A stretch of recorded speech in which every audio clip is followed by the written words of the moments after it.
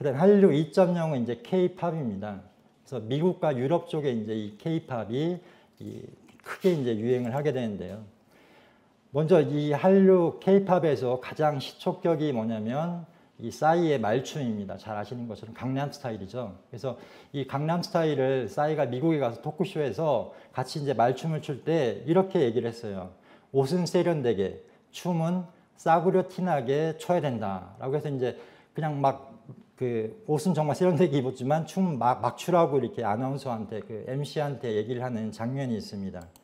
이 강남 스타일은 처음에 뮤직비디오 때문에 이제 뜨게 됐죠. 그래서 뭐 유튜브에서 뭐 몇억, 몇십억 지금 이제 뭐 최고 기록 중에 하나인데요.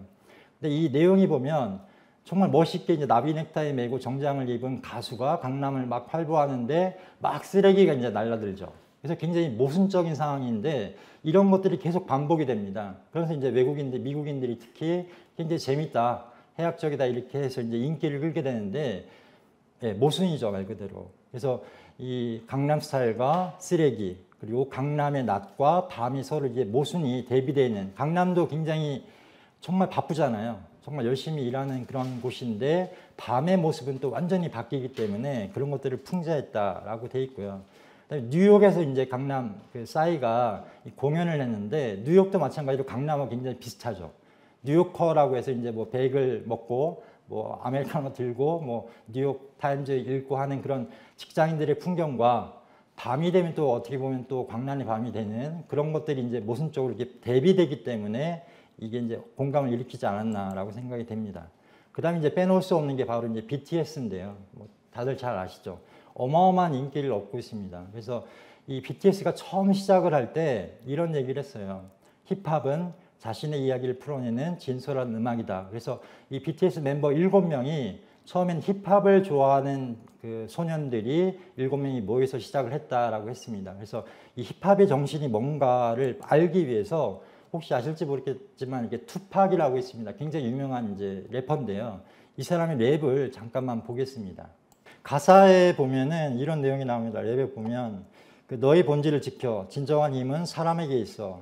때때로 힘들다는 걸 알아. 그래도 이거 하나만 기억해. 어두운 밤이 지나면 더 밝은 날이 온다는 거 해서 뭐 이런 어떤 내용들인데요. 이게 방탄소년단의 어떤 모토와 굉장히 비슷합니다. 그래서 방탄소년단이 원래 방탄이라는 말도 10대들이 살아가면서 겪는 힘든 일, 편견과 억압을 막아주겠다라고 하는 그런 뜻을 드러낸 거다라고 했는데요. 지금 뭐 미국에 사실은 굉장히 불운한 슬픈 그런 일이 일어났는데 그런 어떻게 보면 이제 사회의 약자들이죠. 그래서 그런 10대들을 자기가 지켜주겠다 그런 내용들이 있는데 이 방탄소년단 같은 경우에 끊임없이 이제 자기가 무엇인가, 내가 무엇인가 그런 걸 찾아가는 그런 걸 보여줍니다. 그래서 그 페르소나라고 하는 가사, 곡을 보면 그 내용 중에 페르소나 이제 가면이죠. 사회 속에 비춰지는 나와 진짜 본질의 나가 무엇인가. 그래서 진짜 나의 모습을 이제 찾아가는 과정인데 이 카를 크스토프 융의 그런 책을 읽고 그 어떤 여성성, 남성에도 무의식적으로 이제 여성성이 있고 여성 속에도 마찬가지로 이제 남성성이 있죠. 그런 걸 이제 보여주는 그런 뮤직비디오의 한 장면입니다. 자, 이런 랩이라는 것이 이제 우리하고 조금 다르지 않나라고 생각할 수 있는데 사실은 굉장히 비슷한 점이 있어요. 그게 뭐냐면 판소리입니다.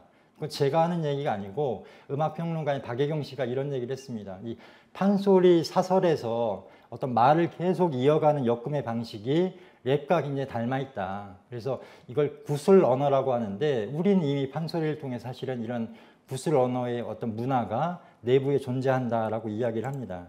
자, 근데 우리의 어떤 판소리의 문화는 사실은 그 한이라는 걸 자꾸 이야기를 합니다. 그래서 뭐 서편제라고 해서 이제 처음 국민 영화죠. 천만 영화가 있었는데 거기에 보면 아버지가 이제 딸에게 판소리를 배우는 딸에게 이런 얘기를 합니다. 네 소리는 이쁘게만 하지 한이 없다. 이년아 가슴을 칼로 저미는 한이 사무쳐야 소리가 나오는 뱀이다 라고 합니다. 그래서 아버지가 사실은 딸을 이렇게 눈을 멀게 하죠. 약을 먹여가지고. 그래갖고 이제 이 딸이 정말 한이 맺힌 그런 소리를 하면서 이제 득음을 하게 되는 과정이 이제 드라마틱하게 이제 펼쳐지는데 이 우리 속에는 그런 한이라고 하는 그런 정서가 있습니다. 그래서 이 판소리의 유래를 제가 또 살펴보니까 전라도 지방에서 유행했던 서사무가를 개조한 것이다 라고 돼 있어요. 그래서 서사무가 뭔가 하면 구술할 때 무당이 이제 막 소리를 하고 이제 뭐 서로 대화를 나누잖아요. 그 접신이 돼가지고 그때 이제 옆에서 이제 북을 쳐주는 그런 사람들이 한두 마디를 하는 게 이제 판소리의 시작이다라고 얘기를 합니다. 그래서 판소리에는 신분의 갈등, 빈부의 격차, 또 사회 모순에 대한 풍자와 해악, 미래의 소망 등이 이제 뒤섞여 있다라고 이야기를 합니다. 그래서 이런 모습들이 이제 세상의 모순을 풍자하고 비판하면서 세상 속에 보여지는 가면, 그 속에 진짜 나는 누구인가, 그리고 어떤 초월적 자아에 대한 그런 이야기들을 하는 것이 한류 2.0의 어떤 콘텐츠의 특징이지 않았나라고 이렇게 정리를 해보겠습니다.